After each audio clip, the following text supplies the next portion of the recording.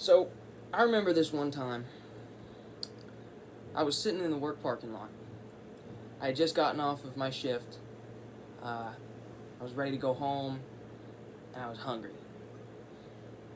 And I thought to myself, I wonder what's for dinner. And who else better to ask what's for dinner than my father? So, I picked up my phone, I dialed his number,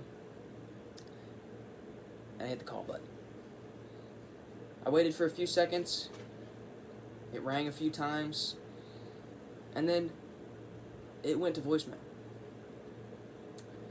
And I thought, wow, I know my dad's at home right now. That's pretty crazy that he just sent me to voicemail like that. And I gotta admit, I was offended. I was even a little bit frustrated. So in my frustration, I picked up my phone and I went to my text messaging app and I sent my dad a little bit of a heated message. And I said, hey man, what's up with you not answering my call? I put my phone down and I started to pull out of the parking lot when I heard it buzz. And I was like, that's interesting. If he's at home right now and he didn't pick up my call, why would he have responded so quickly to my text? So I picked up my phone, I looked at it, and it was him. And he had said, son, I didn't get a call. And I thought to myself, wow, I've been really stupid. The call must not have gone through.